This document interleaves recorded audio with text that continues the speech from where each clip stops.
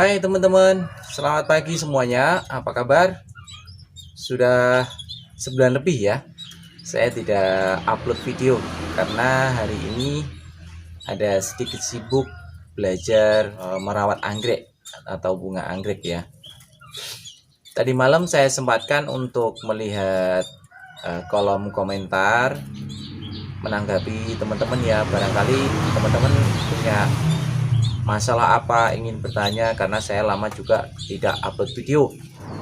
Nah, ternyata saya banyak menemukan pertanyaan bagaimana cara melatih anakan biar cepat mandiri. Artinya teman-teman banyak yang mengeluh bahwa anakannya itu merasa ngerawatnya udah lama tapi kok masih tetap minta makan ya, tetap manja seperti di belakang saya ini. Nah, di belakang saya ini adalah anakan yang baru saja bisa makan sendiri 2 hari yang lalu. Oke, tidak perlu panjang lebar ya. Saya akan segera membahasnya. Bagaimana caranya agar anakan itu cepat mandiri atau bagaimana cara melatihnya ya.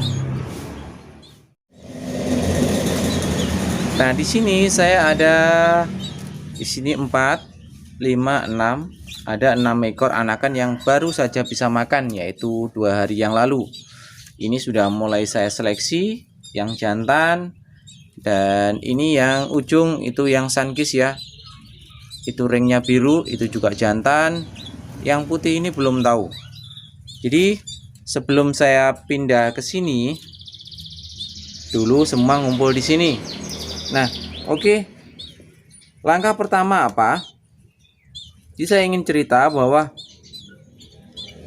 kalau memang dia belum waktunya makan, dia memang tidak bisa makan sendiri ya, tetapi semua itu bisa dilatih.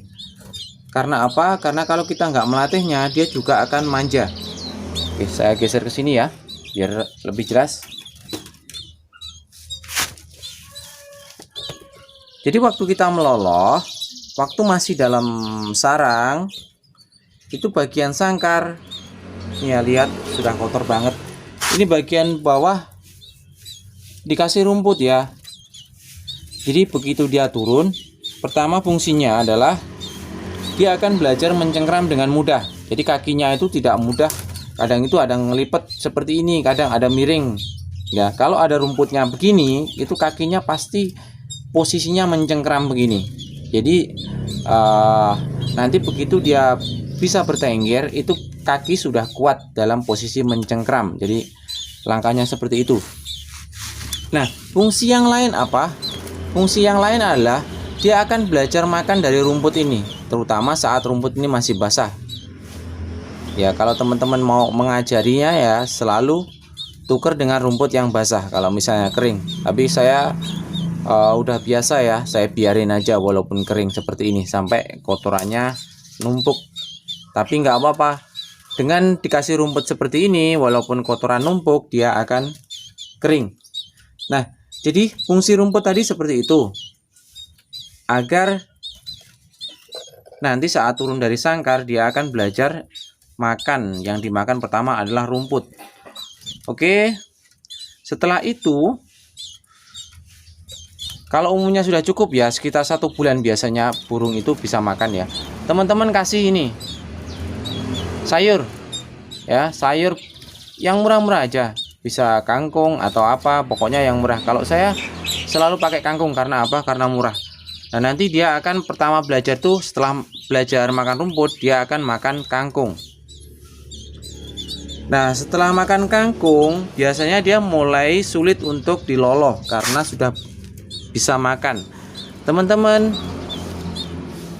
mulai fokus kepada biji-bijiannya ya. Untuk anakan yang kecil itu banyakin niger ya, nigernya dibanyakin, dan biji sawi.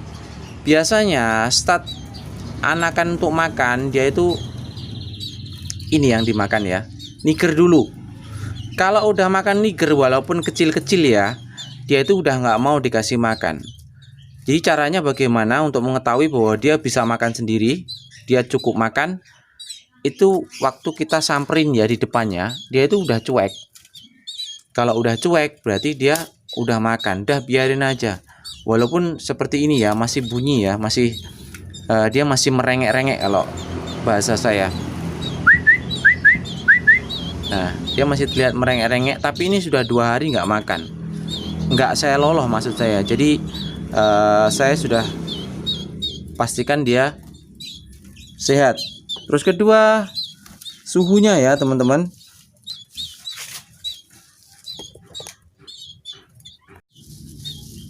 Jadi teman-teman harus perhatikan suhu.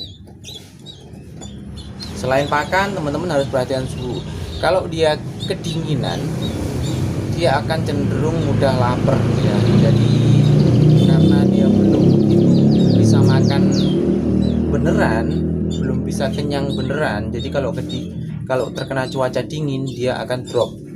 Nah, itu juga mempengaruhi bagaimana anakan kenari agar cepat mandiri. Nah, untuk burung ocehan bagaimana? Kita tadi kan cerita burung pemakan biji-bijian ya. Kalau burung ocehan itu sama juga. Pertama perhatikan cuacanya dulu atau suhunya. Misalnya di dalam inkubator itu kalau untuk murai batu umur 1 bulan sudah mulai bisa makan sendiri. Caranya bagaimana? Oke, saya ambilkan wadah dulu.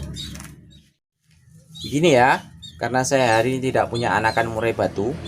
Ini misalnya inkubator. Nah, teman-teman cari tempat seperti ini. Ini dikasih ulet kandang. Ya, dikit aja ulet kandangnya. Kenapa kok ulet kandang? Karena apa? Karena kita membutuhkan pakan yang bergerak, yang bisa menarik perhatian dia. Ya, kalau ulet kandang saya taruh di dalam sini, dia akan bergerak. Nah, ini murai batu atau burung pemakan serangga, dia akan tertarik dengan sesuatu yang bergerak-gerak tadi. Nah, yang bagian tengah teman-teman bisa kasih kroto. Begitu dia bisa makan ulet, nanti dia juga akan makan si kroto ini. Nah, kalau sudah bisa makan, teman-teman kasih full kroto sementara dulu sampai dia bisa dibawa keluar inkubator atau ditaruh di sangkar. Nah, karena pakannya kroto, jadi staminanya akan kuat dan mudah adaptasi saat kita pindah di sangkar gantung. Oke ya teman-teman, saya kira sementara cukup ini dulu. Kalau ada yang kurang jelas, teman-teman bisa bertanya di kolom komentar. Terima kasih. Salam Breedermania, salam lestari.